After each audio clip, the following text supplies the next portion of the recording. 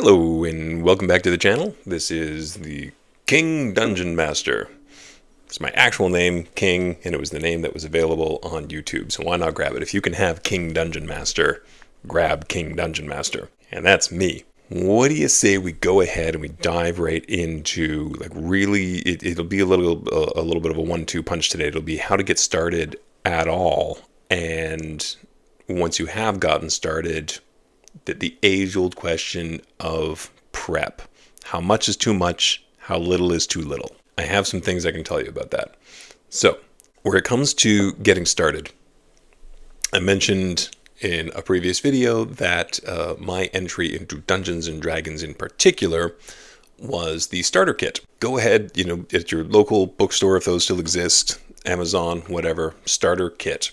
You get a pre-written adventure, you get pre-made characters, you get a brief rule book on how this is meant to work. To supplement that learning, I would watch some actual play, some Critical Role being the leading example of that. And just like any other creative performance, artistic endeavor, you just have to start. It's going to be fun. I'm telling you, it's going to be fun. You're going to have a laugh with your friends. That's the goal. I assure you, you will achieve that goal. And then if you're anything like me, you will become immediately and unstoppably obsessed. Okay, maybe that is just me. But I did after I got the starter kit and just a little scratch of the surface and got started. That was it, man. You can spend a lot of money on books and miniatures and the accoutrements. Really, if you want to go beyond the starter kit, you could. I won't advise you against getting the Dungeon Master's Guide. The Dungeon Master's Guide is obviously very helpful in a lot of ways. I would actually recommend the Player's Handbook, even for Dungeon Masters. The Player's Handbook is where you find all the rules stuff, and all the spells, and all the mechanics. There's some of that in the Dungeon Master's Guide as well. And the Dungeon Master's Guide will give you a lot of advice on, timing and spacing and a lot of the basics. And, well, you can tell that Wizards of the Coast, the publishers of Dungeons & Dragons, aren't paying me to say any of this, because I'm actually going to tell you to save your money on the Dungeon Master's Guide and just watch videos like this one from guys like me, or Matt Mercer, Brennan Lee Mulligan, Abria Iyengar, Matt Colville. The space is just full of experienced and very wise dungeon masters. Not that I'm one of those. Like I said, COVID bandwagoner. I'm new to the Dungeon Master game, really. Oh, if you're wondering about this, by the way, I am a left-handed boy who likes to use fountain pens but doesn't like page smudgies. So I often have my little writing glove on when I am journaling. You can hit the ground running and have a great time, regardless of where or when your experience starts. So as far as starting goes, it's the same advice you're going to get if you want to start a YouTube channel, or you want to play the guitar, or you want to paint, you want to do any of those things, you want to get in better shape. You just start by starting. I'm sorry, there's no shortcuts, there's no magic bullet here. You just start. Now, the nice thing about D&D is that even if it's messy and wrong, it is still hella fun. So that's a big benefit. And once you've got started, every new and old dungeon master, more the newer ones, less the older ones, get stuck in this paradox of prep. So I guess some basics about the game here. Thing number one, and this is what I tell the kids in the club that I run at the school where I teach, is Dungeons and Dragons has game elements. There are challenges and conflict, the outcome of which is often determined by the roll of a die, and in that way, it is a game. However, much, way above that, it's not even close for my kind of D&D, and there's, as many ways to play this game as there are players. But for my money, The real fun, the juice, the meaning, the wonder of it is collective storytelling. If it was a game that was Dungeon Master versus players, it's not even close to a fair fight. The Dungeon Master is, for all intents and purposes, a god in this world. Just rocks fall, you die, I win. That would be the game, and that's no fun. What the Dungeon Master is there to do is facilitate a story, and then the characters come into this world that you've built, and they make their decisions, and so the story goes. So the real question for all dungeon masters, especially the new ones, is, well, this, okay, great, I get that. It's collective storytelling. It's not me against them. I mean, I am running the monsters, so it kind of looks like it's me against them sometimes, but my intent is not to kill my players. My intent is to tell a good story with my players, and sometimes that involves a character dying. But where it comes to prep, you've created this world and a few story hooks. You know, the crazy old codger in the tavern, lost his lucky coin at the bottom of the well. The adventures are going to go down at the bottom of the well. They discover there's a tunnel, and it's actually a secret tunnel that goes to a goblin encampment. And this stuff everybody's got enough imagination to throw a basic story at their players, and believe me, like that's a session right there. Trust me, the players will argue over the best way to get to the bottom of this well and access the tunnel for fully half an hour, giving the dungeon master time to, write some stuff behind the screen and, kind of get ahead of things a little bit. But the ultimate answer to how much should I prep?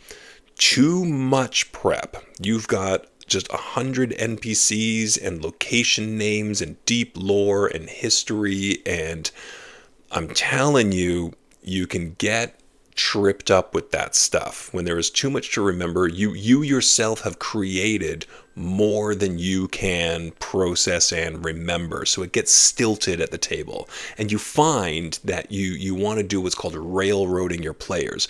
I've prepped all of this stuff, I've got these encounters lined up, and I put all this work into this, so I'm going to make sure, no matter what, that my players are shunted into this one direction. Now, of course, that's not really fun for your players. D&D is supposed to be a sandbox kind of an adventure where you've got this whole world, and unlike a video game or a board game, you truly can go anywhere and do anything, or you can try at least. So you don't want to railroad them, but at the same time, if you come under-prepped, your game might feel a little bit shallow. Like if every NPC's name is Bob, then, you could probably do better with that. What I recommend is, I am going to invoke the great Brennan Lee Mulligan here. I've heard him talk about this, where it is enough for you to kind of have a sketchy idea of this town over here, and sort of a little bit of an idea of, like maybe there's a swamp in this direction and a forest in this direction, and you've got some notion of the deep structure of this world. Don't worry about names and things. I do recommend having a list of just like NPC names, non-player character names, that if they the players, your players have gone, off on some track and they meet some, washerman or something, putting up his laundry, it can be better than Bob, it can, because names, I'm trying to come up with one like literally right now for the sake of the example. I'm like, Bobalino? No, like it's hard on the spot. It is. I get it. So have a list of names, but don't assign them to anybody in particular. Just have them to be used.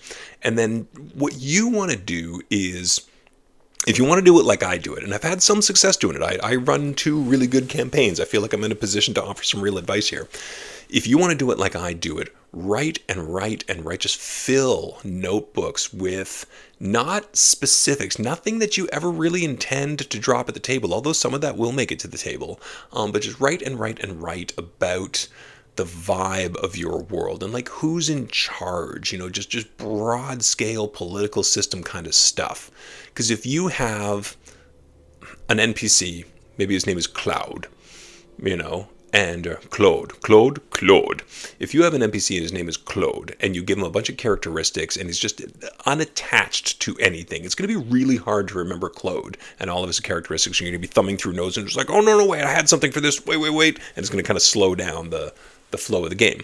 However, if you have set up that the ruling political body in this world is this thing called the dynasty, as I have in Aquamara, and you have decided at some point that the dynasty is characterized by ridiculous French accents, and they are kind of you poach from the real world, as I have with Aquamara.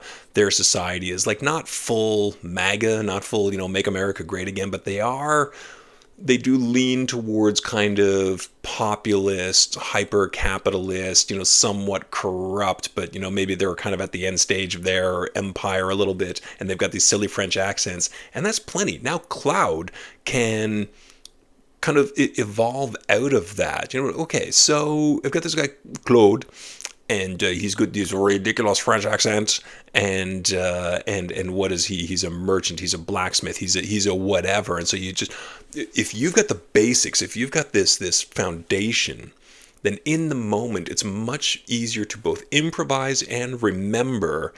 What would a mid-level bureaucrat that your players happen to be dealing with within the structure of the dynasty be like, behave like? You can decide theirs. Like, how does he connect to this world instead of creating him independently and then trying to connect him to something?